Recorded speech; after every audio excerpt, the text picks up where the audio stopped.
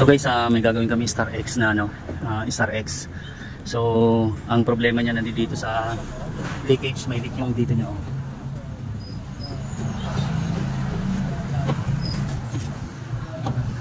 Ito. Yan yung umakyat doon sa fittings, nandiyan yung langis niya. So, prinisyoran ko na to, bumaba yung pressure niya. Kaya baklasin na namin tong ano niya. Subukan muna namin kung matanggal namin tong settings para hindi kami mahirapan magdukot dahil mahirap dukutin sa ilalim. So bali ito guys, natanggal namin yung ano niya. So napalitan ko na rin ang o-ring yan. So grabing sikip lang, hirap. So ilang oras din namin nabaklas yan. Ayan. Bali pinutol, iniwalay namin yung piping dito, yun, tinanggal namin yan para mahugot lang namin dahil di namin matanggal tong pinakaano ng heater niya. Sobrang sikip pa yan. So nandito pa yung leak niya na tapat. So isalpa ko na lang to guys, nalagay na yung o-ring nito dito. Ayan. So yung may o-ring na siya. So bali ito guys yung piping niya. So pabaliktad kasi yung ano niya, kaya medyo ano sa tanggalin na mahirap. Tapos ang sikip pa nung ano pa. Grabe.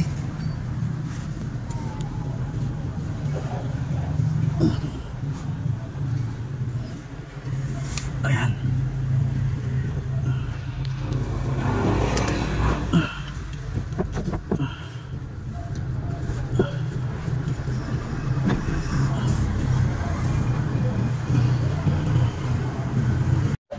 So bali ito guys, nasalpak na namin to. So inasimbol na lang namin yung mga pinaklas namin kanina. Ayan yung piping niya na. Sobrang hirap lang yan, grabe.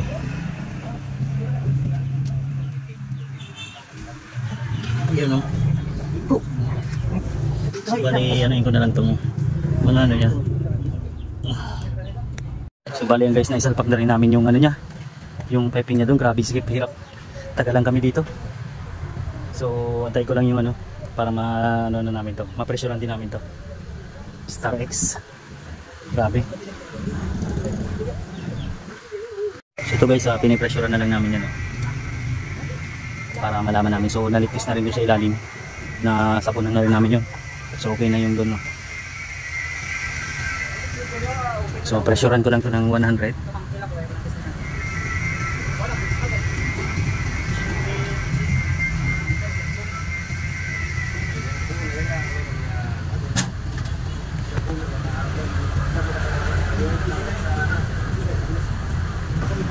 So ayan guys, babad muna namin ng ilang minutes. Pag di na siya gumalaw, vacuumin na namin to.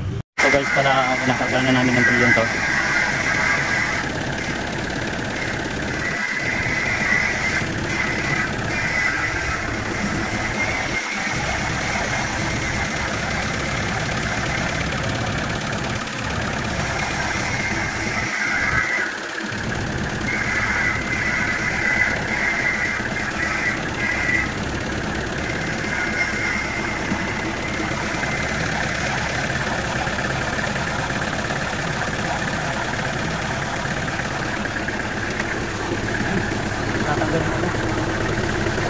Bali ito guys, so kumpletuhin lang namin yung karga niya, kunti na lang dadagdag namin.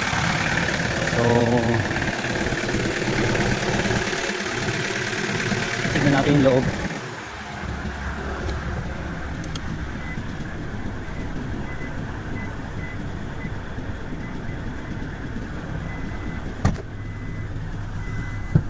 Ito yung dual niya, yan, okay na yung dual niya.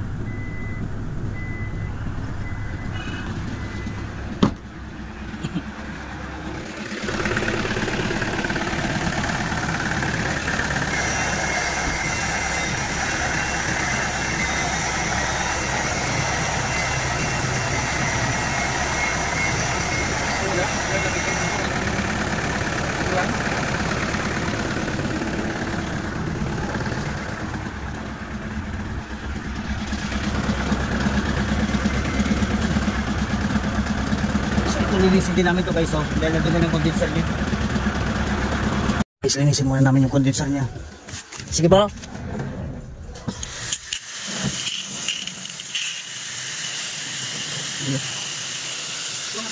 Buka na.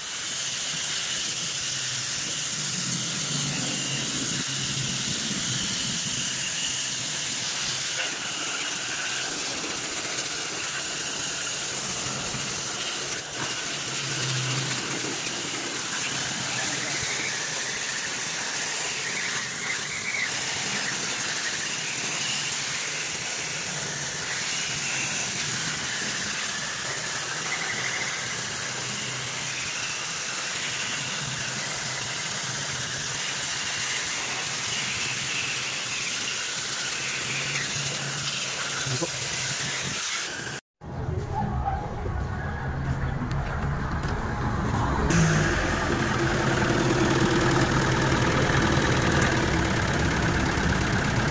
guys, ayan, okay na yung lamig niya.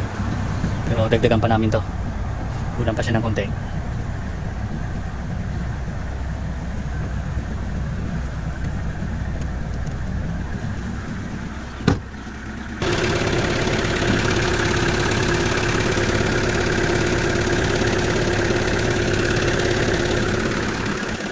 Check natin yung sa condenser niya. Oh, yeah.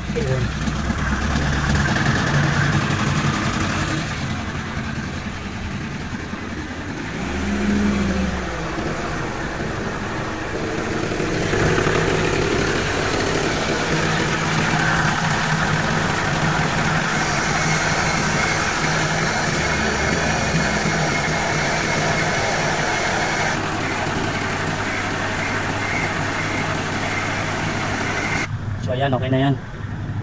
Ganda ng lamig. Dito tayo palamig muna. So ayan. Ayun, may tulog na sa loob. Shoutout nga pala sa natutulog sa likod. Papalamig na. So ayan, ganda na ng ano guys. So, ay salamat natapos din.